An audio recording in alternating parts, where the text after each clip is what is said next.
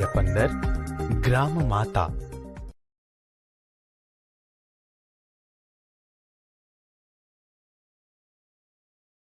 બાળ દોસ્તો, હવે આપણે કવિના જીવન વિશે પરિચય મેળવીએ. ગ્રામ માતા એક ખંડકાવ્યના કવિ છે શ્રી કલાપી. તેમનું મૂળ નામ છે સુરસિંહજી તખ્તસિંહજી ગોહિલ, જેઓ સાહિત્ય જગતમાં કલાપી ઉપનામથી ઓળખાય છે. તેમનો જન્મ ઈસવીસન 1874માં અમરેલી જિલ્લાના લાઠી ગામમાં એક રાજવી પરિવારમાં થયો હતો. તેમનું મૃત્યુ ઈસવીસન 1900માં થયું હતું. કવિ શ્રી કલાપી લાઠી પરગણાના રાજા હતા. તેઓ અત્યંત ઋજુ અને સંવેદનશીલ વ્યક્તિ હતા. તેમનું મુખ્ય સર્જન કવિતા ક્ષેત્રે રહ્યું છે. કલાપીનો કેકારવ એ તેમનો જાણીતો કાવ્ય સંગ્રહ છે, જેના કારણે પાઠ્યપુસ્તકોમાં તેમની કવિતાઓ વખતો વખત સ્થાન પામતી રહી છે. કાશ્મીરનો પ્રવાસ એ તેમનું જાણીતું પુસ્તક છે. આ ઉપરાંત તેમણે પત્રો, નિબંધ, ડાયરી અને અનુવાદ વિષયક પુસ્તકો પણ આપ્યા છે. બાળ દોસ્તો, ગ્રામ માતા એ કલાપીનું સૌને સ્પર્શી ગયેલું આપણી ગુજરાતી ભાષાનું એક નોંધપાત્ર ખંડકાવ્ય છે, જેમાં કવિએ રાજાનું હૃદય બદલાતા ધરાનો રસકસ પણ બદલાઈ જાય છે. એ મુખ્ય ભાવનું સરળ ભાષામાં વિવિધ છંદો દ્વારા મનોરમ તથા હૃદયસ્પર્શી વર્ણન કર્યું છે. બાળ દોસ્તો, હવે આપણે કાવ્યનું શ્રવણ કરીએ.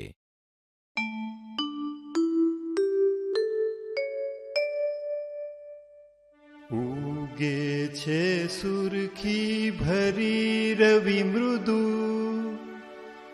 હેમંતનો પૂર્વમાં.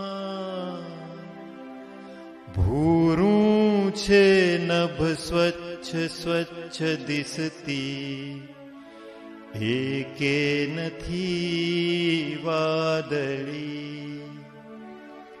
ઠંડો હિમ ભર્યો વહે અનિલ શો, ઉત્સાહને પ્રેરતો. જે ઉત્સાહ ભરી દિશે શુક ઉડી, ગાતા મીઠા ગીતડા.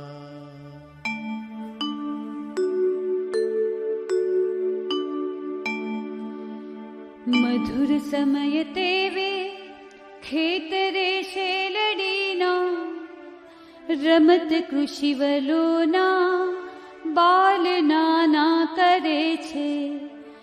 કમલવત ગણીને બાલના ગાલ રાતા, રવિ નિજ કરતેની ઉપરે ફેરવે છે.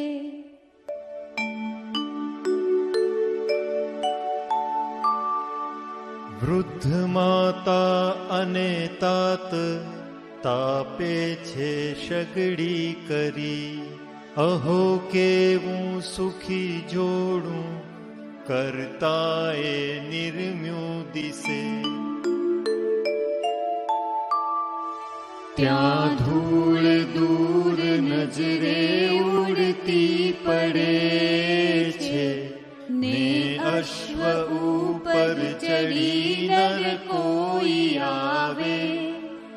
ટોળે વળી મુખ વિકાસી ઉભા રહીને, તે અશ્વને કુતૂહલે સહુ બાલ જોતા.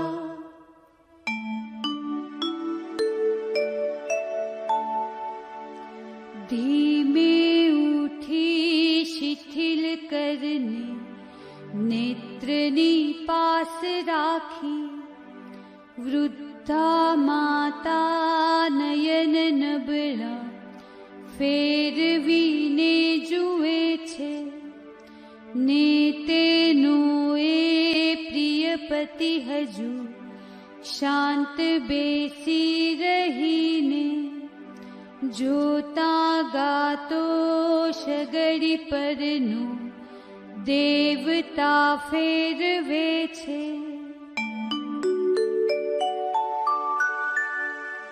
ત્યાં તો આવી પહોંચ્યો એ અશ્વ સાથે યુવાન, ત્યાં કૃષિક એ ઉઠી ત્યારે આવો બાપુ કહી ઊભો.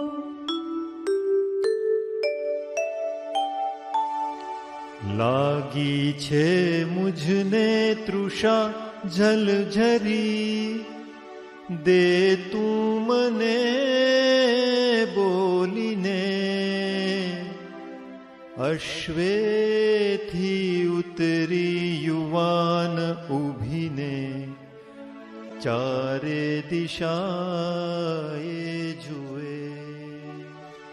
મીઠો છે રસ ભાઈ શેલડી તણો, એવું દયાથી કહી માતા ચાલી યુવાનને લઈ ગઈ જ્યાં છે ઊભી શેલડી.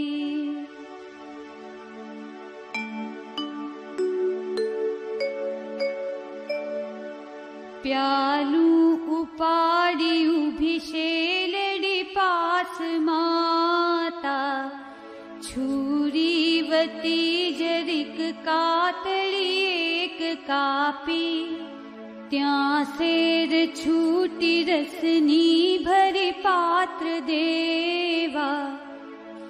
ને કઈ વિચાર કરતો નર તે ગયો પી.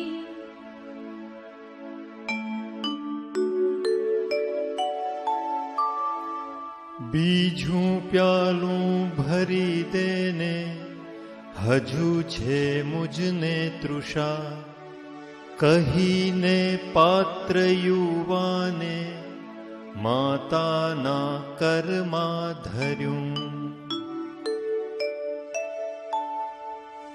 કાપી કાપી કરી ફરી અરે કાતળી શેલડીની, એકે બિંદુ પણ રસતણું કેમ હાવા પડે ના. શું કોપ્યો કે પ્રભુ મુझ પરે આંખમાં આંસુ લાવી. બોલી માતા વળી ફરી છુરી ભોંકતી શેલડીમાં.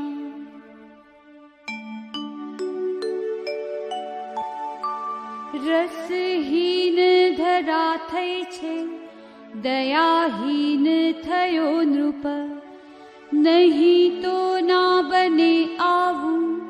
બોલી માતા ફરી રડી.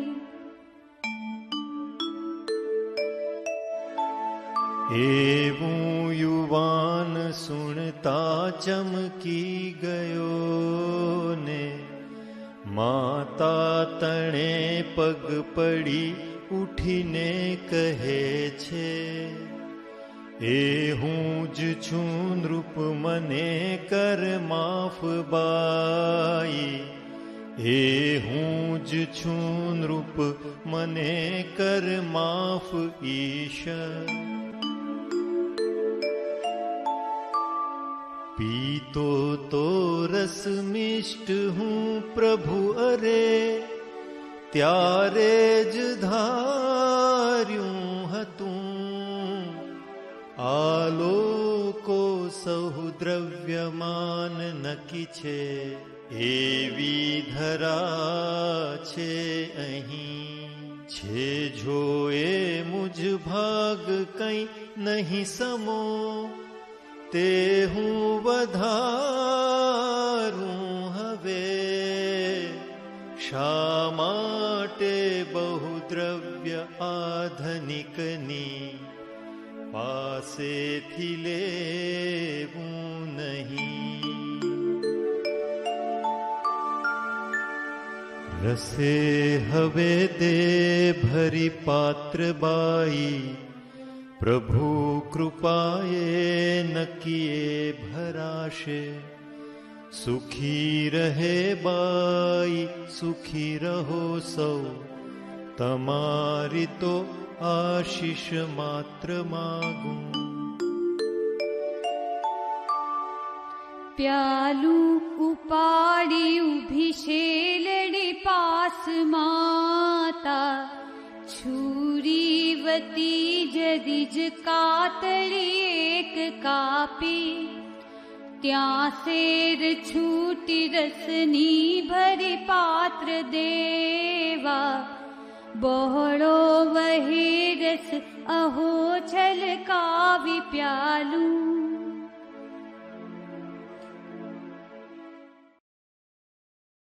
બાળદોસ્તો, આપણે શાર્દુલ વિક્રીડિત છંદમાં કવિએ રચેલી કાવ્ય પંક્તિઓ વાંચીએ અને સમજીએ. ઉગે છે સુરખી ભરી રવિ મૃદુ હેમંતનો પૂર્વમાં, ભૂરું છે નભ સ્વચ્છ સ્વચ્છ, દિસતી એકે નથી વાદળી. કવિ કહે છે, હેમંત ઋતુની સવારે પૂર્વ દિશામાં સૂર્ય જાણે રતાશ પડતો ઉગી રહ્યો હોય એમ દેખાય છે.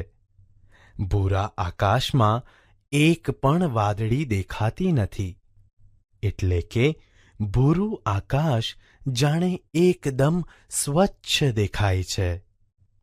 ઠંડો હિમ ભર્યો વહે અનિલ શો ઉત્સાહને પ્રેરતો, જે ઉત્સાહ ભરી દિશે શુક ઉડી ગાતા મીઠા ગીતડા. કવિ કહે છે, ઠંડો પવન આવા વાતાવરણમાં જાણે ઉત્સાહ વધારી રહ્યો છે અને એ ઉત્સાહને ભરીને મીઠા મધુર ગીતો ગાતા ઉડી રહેલા દેખાય છે. બાળદોસ્તો, હવે આપણે માલિની છંદમાં કવિએ રચેલી કાવ્ય પંક્તિઓ વાંચીએ અને સમજીએ. મધુર સમય તેવે ખેતરે શેલડીના, રમત કૃષિવલોના બાલ નાના કરે છે. કવિ કહે છે, આવા સવારના મસ્ત મધુર સમયે શેરડીના ખેતરોમાં ખેડૂતોના નાના બાળકો રમી રહ્યા છે. કમલવત ગણીને બાલના ગાલ રાતા, રવિ નીજ કર તેની ઉપર ફેરવે છે. કવિ કહે છે, ત્યારે સૂર્ય જાણે પોતાના હાથ એટલે કે પોતાના કિરણો બાળકોના કોમળ રાતા ગાલને કમળ જેવા ગણીને તેની ઉપર ફેરવે છે. બાળદોસ્તો, હવે આપણે અનુષ્ટુપ છંદમાં કવિએ રચેલી કાવ્ય પંક્તિઓ વાંચીએ અને સમજીએ. વૃદ્ધ માતા અને તાત તાપે છે શગડી કરી, અહો કેવું સુખ જોડું કરતાએ નિર્મ્યું દિશે. કવિ કહે છે, સવારના સમયે વૃદ્ધ માતા અને વૃદ્ધ પિતા સગડી કરીને તાપણી કરે છે, જે જોઈને કવિ કહે છે, વાહ, ઈશ્વરે કેવું સુખી જોડું બનાવ્યું છે. બાળદોસ્તો, હવે આપણે વસંત તિલકા છંદમાં કવિએ રચેલી કાવ્ય પંક્તિઓ વાંચીએ અને સમજીએ. ત્યાં દૂર દૂર નજરે ઉડતી પડે છે ને અશ્વ ઉપર ચડી નર કોઈ આવે. કવિ કહે છે, બાળકો રમી રહ્યા છે, વૃદ્ધ દાદા દાદી તાપણું કરી રહ્યા છે. ત્યાં દૂર ધૂળ ઉડતી દેખાય છે, જાણે કોઈ માણસ ઘોડા પર બેસીને આવતો દેખાય છે. ટોળે વળી મુખ વિકાસી ઊભા રહીને તે અશ્વને કુતૂહલે સહુ બાલ જોતા.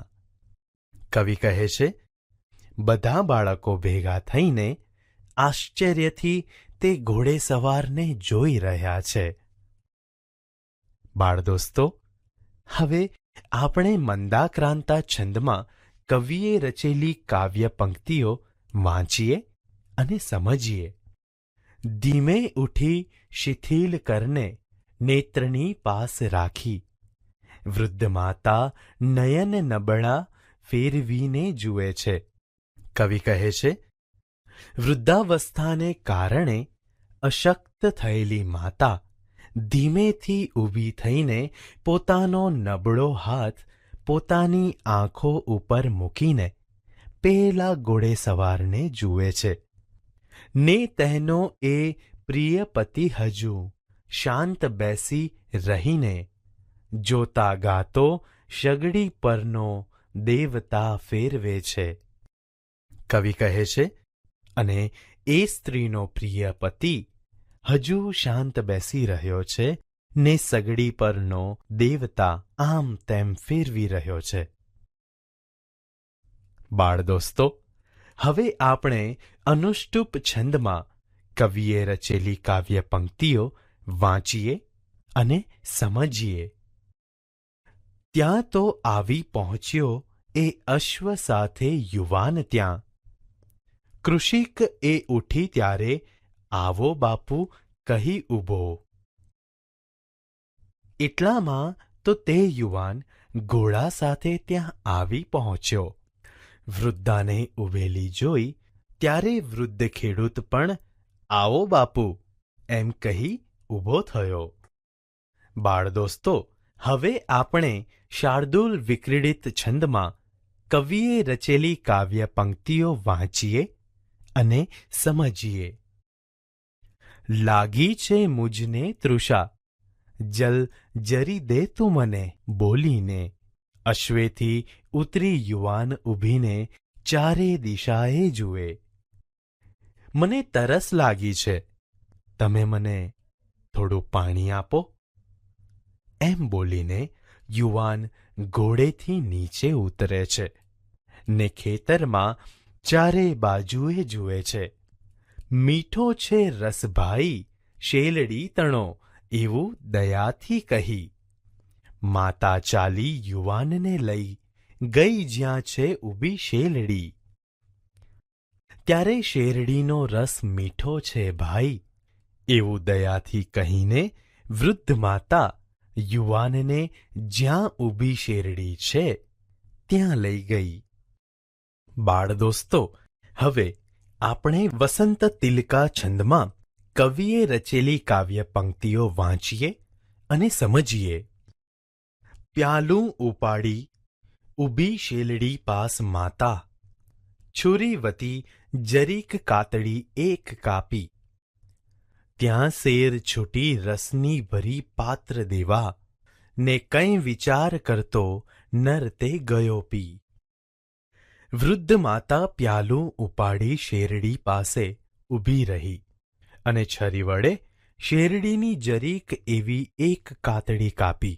ત્યારે તેમાંથી રસની ધાર છૂટતાં આખું પ્યાલું ભરાઈ ગયું અને તે યુવાનને આપ્યું. તે યુવાન કંઈક વિચાર કરતો હોય એમ તે રસ પી ગયો. બાળ દોસ્તો, હવે આપણે અનુષ્ટુપ છંદમાં કવિએ રચેલી કાવ્ય પંક્તિઓ વાંચીએ અને સમજીએ. બીજું પ્યાલું ભરી દેને, હજુ છે મુજને તૃષા, કહીને પાત્ર યુવાને માતાના કરમાં ધર્યું. કવિ કહે છે, મને હજુ તરસ લાગી છે, બીજું પ્યાલું ભરી આપો ને. એમ કહીને યુવાને પ્યાલું વૃદ્ધ માતાના હાથમાં મૂક્યું. બાળ દોસ્તો, હવે આપણે મંદાક્રાંતા છંદમાં કવિએ રચેલી કાવ્ય પંક્તિઓ વાંચીએ અને સમજીએ. કાપી કાપી કરી ફરી અરે કાતડી શેલડીની, એકે બિંદુ પણ રસ તણું કેમ હાવા પડે ના. વૃદ્ધ માતા ફરી ફરી વાર શેરડીની કાતડી કાપે છે, પરંતુ હવે રસનું એક ટીપું પણ પડતું નથી. શું કોપ્યો કે પ્રભુ મુજ પરે, આંખમાં આંસુ લાવી. બોલી માતા વળી ફરી છુરી ભોંકતી શેલડીમાં. તેથી વૃદ્ધ માતાની આંખમાં આંસુ આવી જાય છે અને કહે છે કે શું મારા પર પ્રભુનો કોપ ઉતર્યો છે? એમ બોલીને તે ફરી પાછી શેરડીમાં છરી ભોંક્યા કરે છે. બાળદોસ્તો, હવે આપણે અનુષ્ટુપ છંદમાં કવિએ રચેલી કાવ્ય પંક્તિઓ વાંચીએ અને સમજીએ. રસહીન ધરા થઈ છે, દયાહીન થયો નૃપ, નહીં તો ના બને આવું, બોલી માતા ફરી રડી. ધરતી રસ વગરની થઈ છે, રાજા દયા વગરનો થયો છે, નહીંતર આવું ક્યારેય ન બને.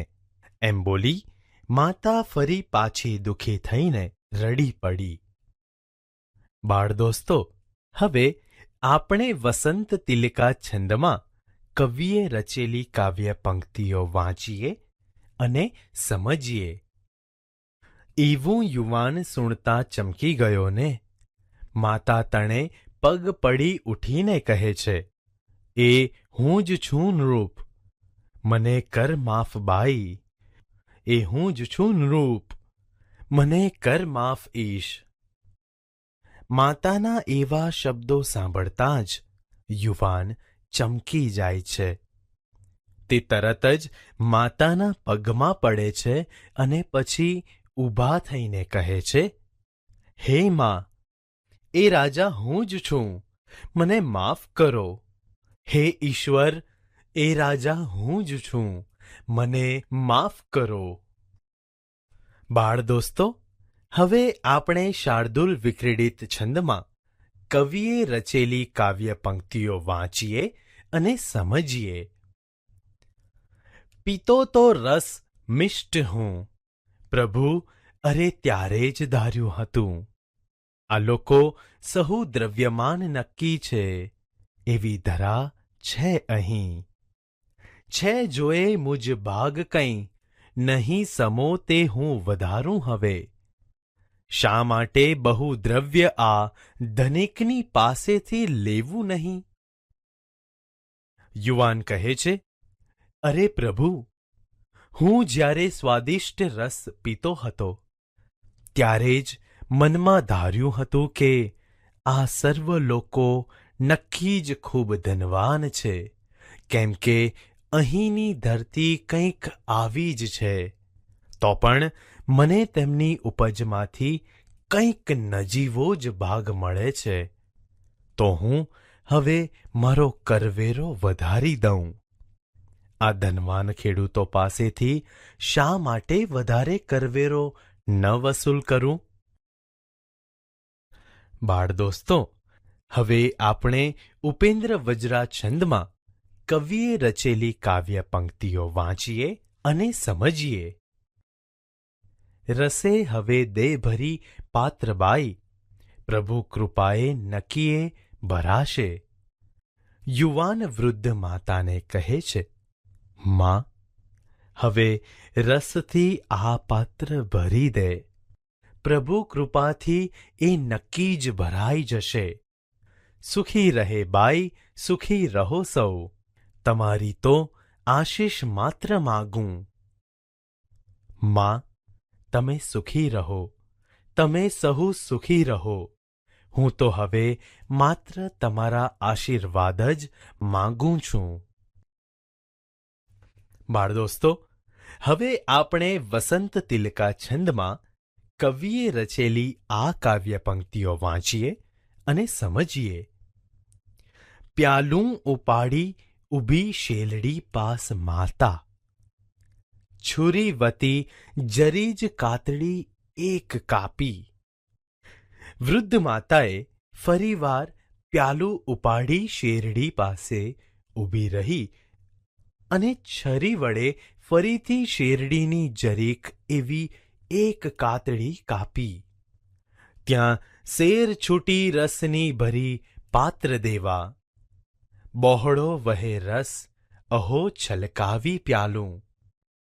ત્યારે તેમાંથી રસની ધાર છૂટતા આખું પ્યાલું ભરપૂર રસથી છલોછલ છલકાઈ ગયું.